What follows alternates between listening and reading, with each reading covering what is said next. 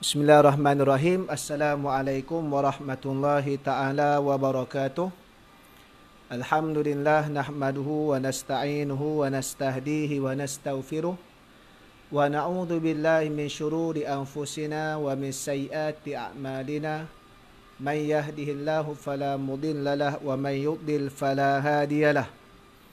Asyhadu an la ilaha illallah wahdahu la syarikalah wa asyhadu anna sayyidana Muhammadan abduhu wa rasuluhu. Allahumma salli wa sallim wa barik ala sayyidina habibina al-Mustafa Muhammad ibn Abdillah wa ala alihi wa ashabihi wa man tabi'ahu wa nasrahu wa man walah. Rabbi syrah li sadri wa yassir li amri wa halul uqdatan min lisani yafqahu qawli. Baik. InsyaAllah malam ni kita sambung lagi TNT kita, Tadarus dan Tadabbur, khas bagi bulan Ramadan tahun 1441 Hijriah, tahun 2020, untuk kita Tadarus dan Tadabbur surah Al-Baqarah, surah yang terpanjang di dalam Al-Quranil Karim, yang mengandungi sebanyak 286 ayat. Yang mana ia merupakan surah yang kedua. Jadi insyaAllah satu hari 10 ayat. Malam ni kita sambung lagi ayat 131 hingga 140. Mudah-mudahan kita dapat konsisten untuk kita sempurnakan tadarus dan tadabbur surah Al-Baqarah ini sehingga ke akhir Ramadan insya-Allah. Dan 131 hingga 140 ni dah merupakan penghujung pada juzuk yang pertama. Surah Al-Baqarah ni sehingga juzuk yang ketiga, 8 muka surat pada juzuk yang ketiga. 2 juzuk hampir setengah lah. Jadi kita dah malam ni habis juzuk yang pertama pada 131 hingga 140. Dia kalau ikut akhir juzuk yang pertama sampai 141. Tapi kita konsisten dengan 10 ayat, maka kita akan berhenti sampai 140. Walau bagaimanapun, besok kita akan masuk juzuk yang kedua bagi meneruskan surah Al-Baqarah. Jadi insyaAllah kita malam ni kita mula lewat malam. Ada beberapa urusan yang tak dapat nak dielakkan, persiapan untuk esok hari. Jadi kita buat juga walaupun dah agak lewat, cuma kita tak makan masa yang panjang. Bagi kita dapat nak sempurnakan satu hari 10 ayat insya-Allah. Jadi insya-Allah permulaannya sebagaimana biasa kita akan bacakan 10 ayat itu terlebih dahulu, kemudian kita tengok terjemahan ayat-ayat tersebut. Jadi sahabat-sahabat yang dirahmati oleh Allah Subhanahu Wa Taala sekalian pun boleh turut sama-sama membaca di tempat masing-masing. A'udzu billahi minasyaitonir rajim. Bismillahirrahmanirrahim. Idz qala lahu rabbuhu aslim qala aslamtu lirabbil alamin. ووصى بها إبراهيم بنيه ويعقوب يا بني إن الله اصطفى لكم الدين فلا تموتن إلا وأنتم مسلمون أم كنتم شهداء إذ حضر يعقوب الموت إذ قال لبنيه ما تعبدون من بعدي قالوا نعبد إلهك وإله آبائك إبراهيم وإسماعيل وإسحاق إلها واحدا ونحن له مسلمون تلك أمة قد خلت لها ما كسبت ولكم ما كسبتم ولا تسألون عما كانوا يعملون وقالوا كونوا هودا أو نصارى تهتدوا قل بل ملة إبراهيم حنيفا وما كان من المشركين قولوا آمنا بالله وما أنزل إلينا وما أنزل إلى إبراهيم وإسماعيل وإسحاق ويعقوب والأسباط وما أوتي موسى وعيسى وما أوتي النبيون من ربهم لا نفرق بين أحد منهم ونحن له مسلمون فإن آمنوا بمثل ما آمنتم به فقد اهتدوا وإن تولوا فإنما هم في شقاق فسيكفيكهم الله وهو السميع العليم صبغة الله ومن أحسن من الله صبغة ونحن له عابدون قل أتحاجوننا في الله وهو ربنا وربكم ولنا أعمالنا ولكم أعمالكم ونحن له مخلصون أم تقولون إن إبراهيم وإسماعيل وإسحاق ويعقوب والأسباط كانوا هودا أو نصارى قل أأنتم أعلم أم الله ومن أظلم ممن كتم شهادة عنده من الله وما الله بغافل عما تعملون صدق الله العظيم. Baik, ayat 131 sehingga 140 surah Al-Baqarah. 10 ayat yang mana kita berhenti lepas setelah diceritakan berkenaan dengan kisah kaum Bani Yahudi Bani Israel dengan Nabi Musa, masuk kepada kisah Nabi Ibrahim AS beserta dengan anaknya Nabi Ismail, tentang doa-doa Nabi Ibrahim AS dan menjadi teladan dan pengajaran kepada kita untuk senantiasa dan memperbanyakkan doa kepada Allah Subhanahu wa ta'ala. Baik, kita tengok terjemahan sambungan ayat-ayat yang dibacakan tadi untuk hari ini. Ayat 131. Ketika Tuhannya berfirman kepadanya, tunduk patuhlah. Ibrahim menjawab, aku tunduk patuh kepada Tuhan semesta alam. 132. Dan Nabi Ibrahim telah mewasiatkan ucapan itu kepada anak-anaknya, yakni tunduk dan patuh kepada Allah. Demikian pula Yaqub, dan begitulah keturunannya. Nabi Yaqub menyuruh keturunannya untuk taat dan patuh kepada Allah. Nabi Ibrahim berkata, wahai anak-anakku, sesungguhnya Allah telah memilih agama ini, yakni Islam, bagi kamu. Maka janganlah kamu mati kecuali dalam memeluk agama Islam. 133. Adakah kamu hadir ketika Nabi Yaqub kedatangan tanda-tanda maut? Ketika ia berkata kepada anak-anaknya, apa yang kamu akan sembah setelah peninggalanku, yakni setelah kematianku? Mereka, yakni anak-anak Nabi Yaqub, menjawab, kami akan menyembah Tuhan kamu dan Tuhan nenek moyang kamu, yakni Ibrahim, Ismail dan Ishak, yakni menyembah Allah, Tuhan yang Maha Esa, dan kami hanya tunduk patuh kepadanya. Ayat 134, itu adalah umat yang lalu. Baginya apa yang telah diusahakannya, dan bagi kamu apa yang sudah kamu usahakan, dan kamu tidak akan diminta bertanggungjawab tentang apa yang telah mereka kerjakan. Ayat 135. Dan mereka berkata, hendaklah kamu menjadi penganut agama Yahudi atau Nasrani, nescaya kamu mendapat petunjuk.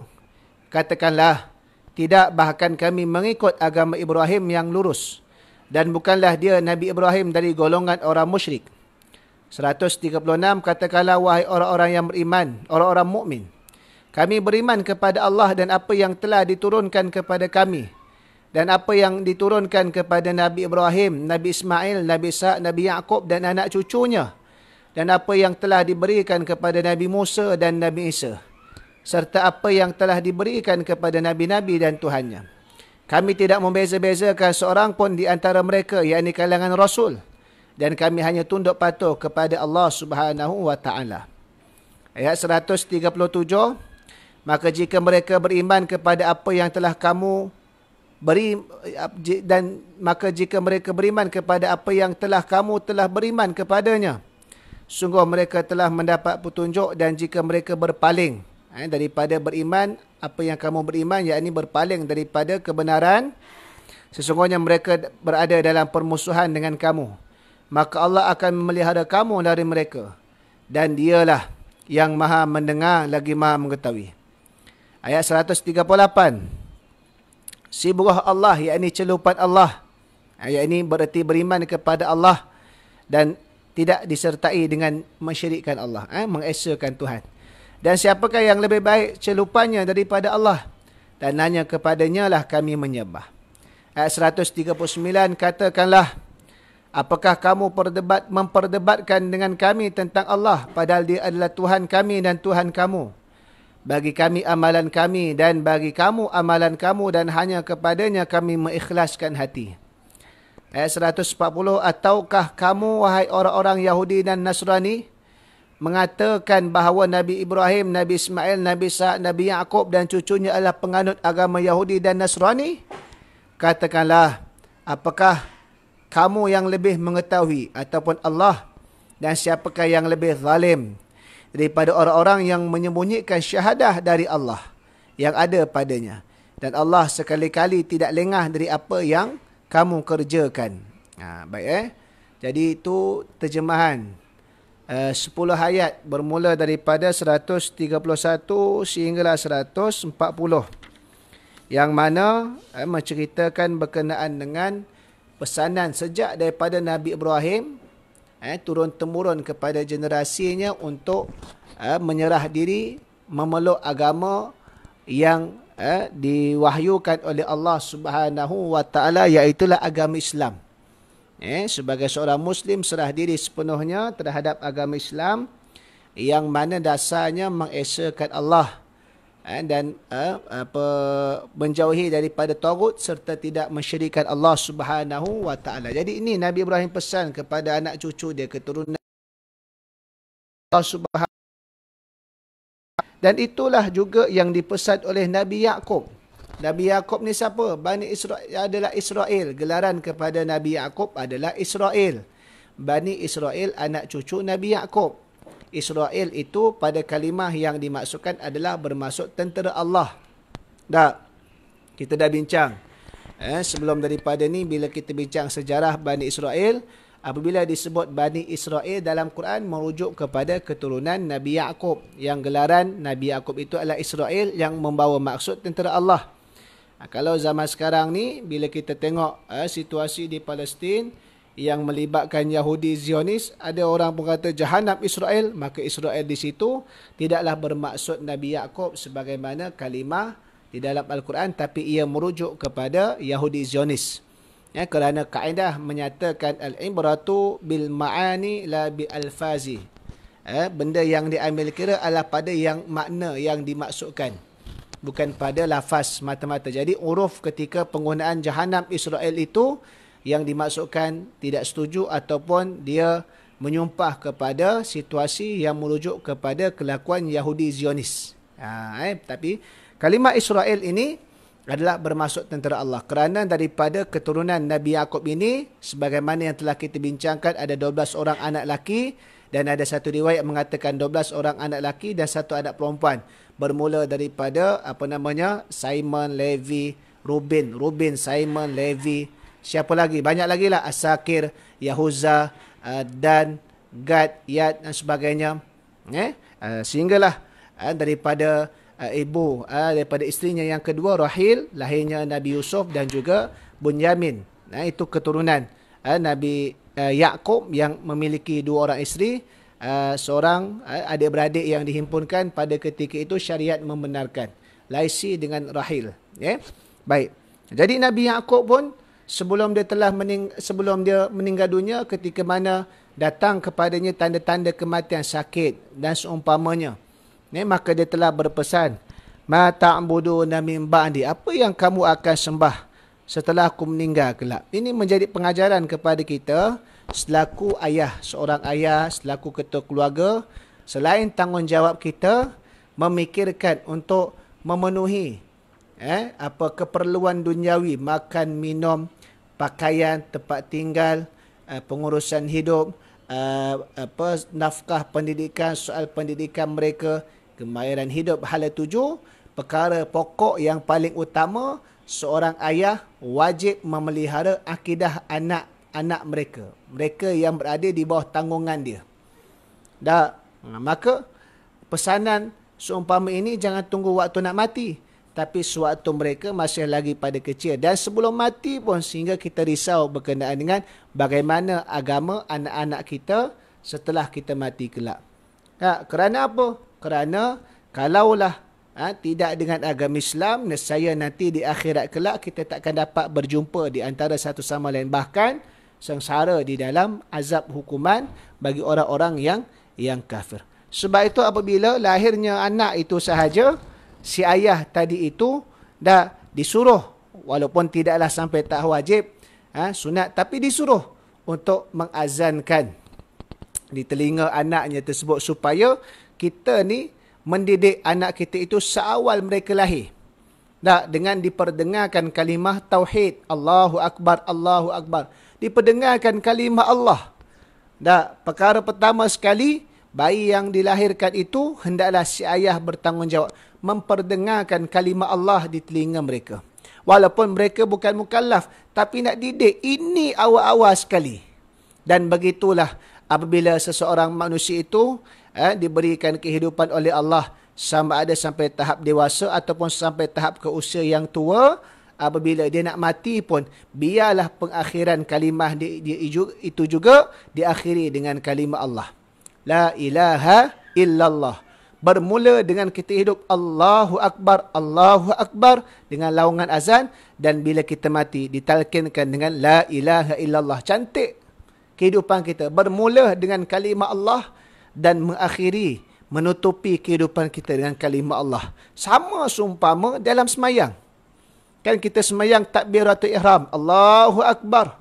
Dan bila kita akhir salam semayang kita dengan kita memberi salam, Assalamualaikum warahmatullah. Bermula dengan Allah, yakni Allahu Akbar, dan diakhiri dengan Allah, yakni bagi salam Assalamualaikum warahmatullah. Inilah konsisten istiqamah yang kita nak jaga sepanjang kita hidup. Bermula dengan kalimah Allah, kita patuh, dan juga bagaimana kita nak memastikan kita mati kelak dalam keadaan kita masih lagi kekal sebagai seorang Muslim yang mana menyerahkan segala urusan kehidupan dia menurut perintah Allah Subhanahu wa ta'ala. Maka pengajaran yang boleh diambil sebagai seorang suami, ketua keluarga, ayah yang ada di bawah mereka tanggungan, maka jangan sekadar fikir untuk menyempurnakan kehidupan duniawi, tetapi asas yang terlebih utama bagaimana nak memastikan akidah anak-anak kita tadi itu dalam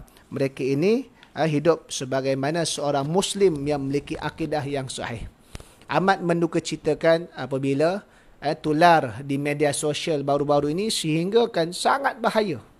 Racun pemikiran sangat bahaya apabila kerana ta'assub kepada hiburan K-pop ataupun artis yang diminatinya itu, sehingga sanggup membuat coretan atau muat siaran di media sosial masing-masing yang mana zahirnya jelas perkara itu bercanggah dengan akidah, bahkan boleh menggugurkan akidah mereka. Na'udzubillahi min zalik. Bahaya kerana ta'assub kepada meminati artis daripada negara Korea, muzik genre K-pop, yang mana sehingga kan tak boleh nak beza di antara hiburan dengan perkara yang melibatkan akidah. Ini bahaya. Sebab itu, selain daripada peranan kerajaan, peranan pihak berkuasa, yang memainkan peranan yang paling penting adalah pihak keluarga tersebut. Bagaimana keluarga tadi itu mendidik anak-anaknya dengan pendidikan agama, serta memantau perkembangan kehidupan anak-anak dia tadi itu selari dengan kehendak agama menerusi kefahaman yang benar. Selain daripada kita fikirkan anak kita ni berapa A yang kita nak, pastikan dia dapat dalam kejayaan akademik.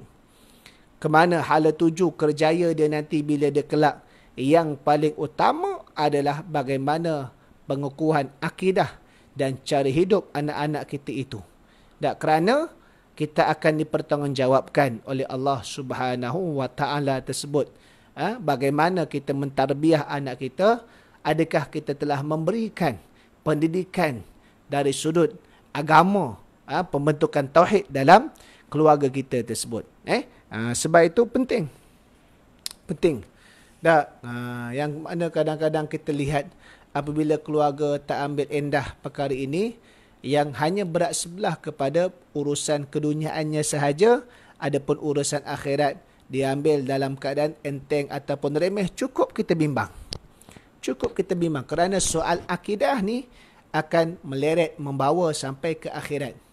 Yang na'udzubillah, kalau mereka yang tidak berakidah Islam, secara hukumnya yang dibentangkan di dalam Al-Quran dan juga hadis Nabi sallallahu alaihi wasallam, maka orang kafir tidak layak masuk ke dalam syurga Allah. Na'udzubillahi min zalik. Sebab itu peranan keluarga tadi itu sangat penting untuk mak ayah mendidik anak-anak memiliki akidah yang sahih. Mak ayah turut juga perlu menghadiri kuliah-kuliah agama supaya mak ayah juga memiliki kefahaman dan merasai tanggungjawab nak membawa suasana akidah, suasana Islam di dalam rumah mereka. Selalu saya tegur apabila cuti hujung tahun khususnya, mak ayah sibuk baguslah tapi tak seimbang.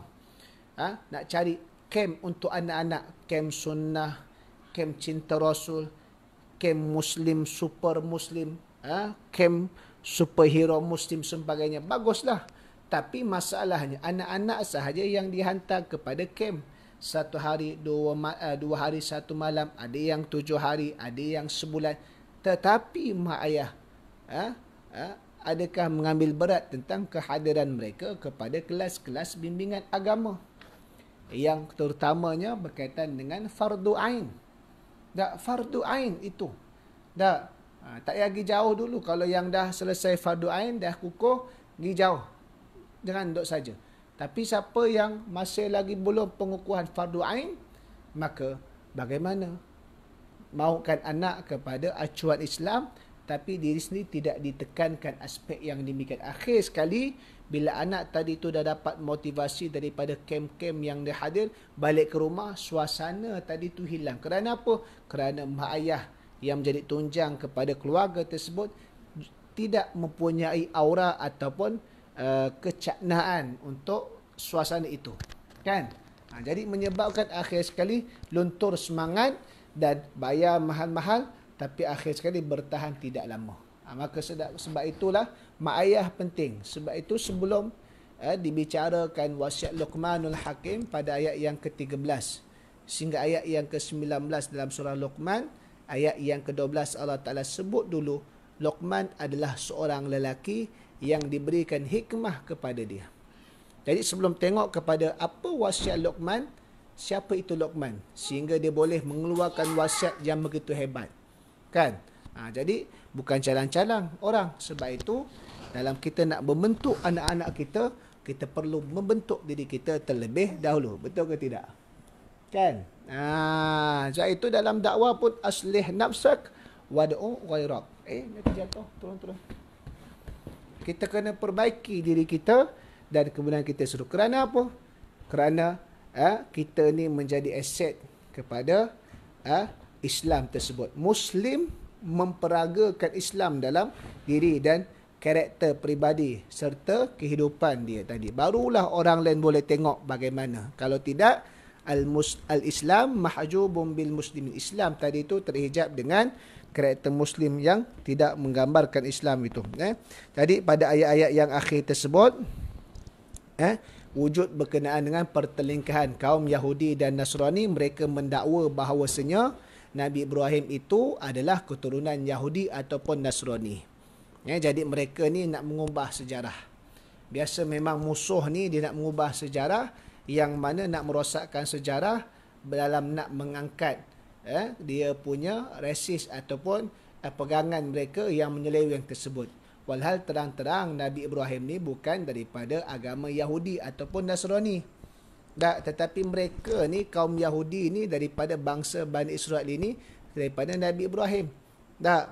Bukan Nabi Ibrahim daripada agama mereka, tidak.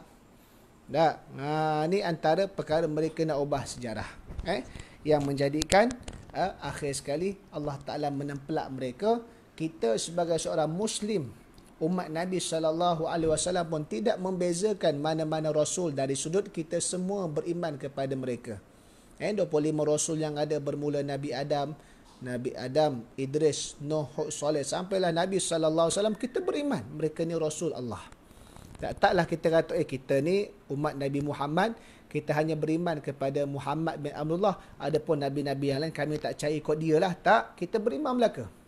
Cuma yang wajib untuk pensyariatan adalah mengikut umat semasa.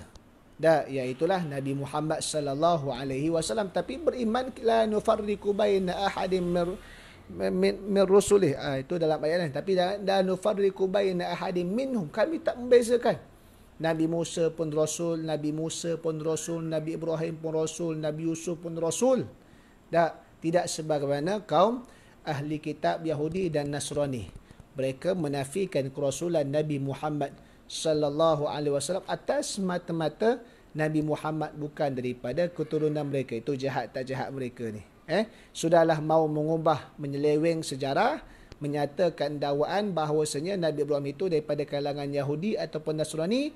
Mereka turut menolak kerasulan Nabi Muhammad sallallahu alaihi wasallam atas sebab semata-mata Nabi Muhammad bukan dibangkitkan daripada kalangan mereka tersebut, tapi dibangkitkan daripada kalangan kaum Quraisy Mekah. Baik. Sebabkan itulah Allah Subhanahu Wa Taala menempelak.